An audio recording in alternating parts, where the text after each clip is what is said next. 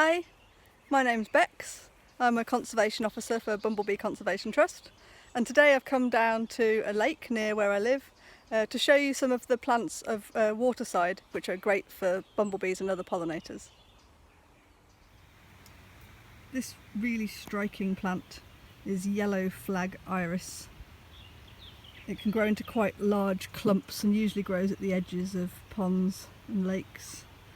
It has enormous sword-shaped leaves, so this is all the leaves of the flag iris here, and then the flowers themselves, lovely bright yellow, and the lower lip droops down and insects crawl inside. They lift up this flap here and crawl inside for the nectar and the pollen. And bumblebees really like yellow flag iris.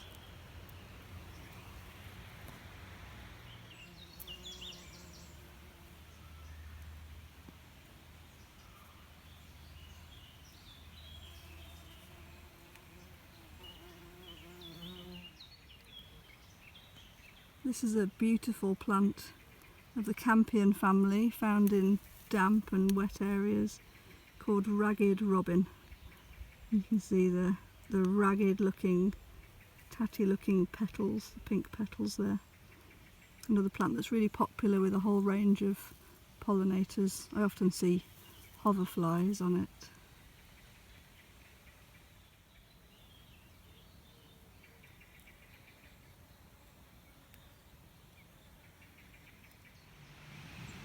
Just down here is a lovely little flower of waterside and damp areas called Skullcap. You can see it's got these beautiful pale purple flowers there with that lip underneath, and this is pollinated by long-tongued bees.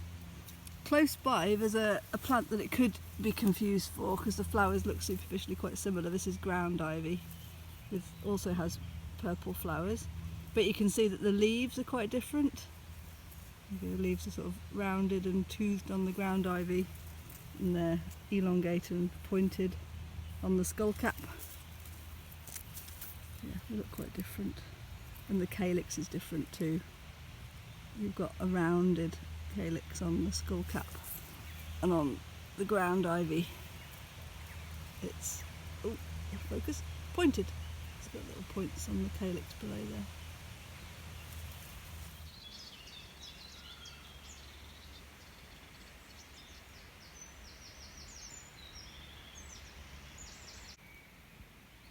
Now, understandably, you wouldn't usually associate common reed with bees, but I'm looking for something quite particular, and they're usually in the drier areas of the reed bed. Here's one. Ah, brilliant.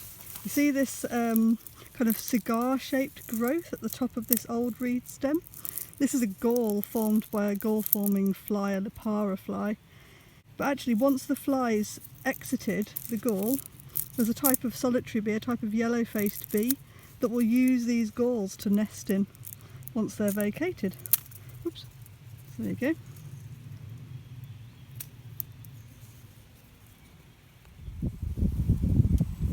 This next plant I'm going to show you is the waterside cousin of common bird's foot trefoil.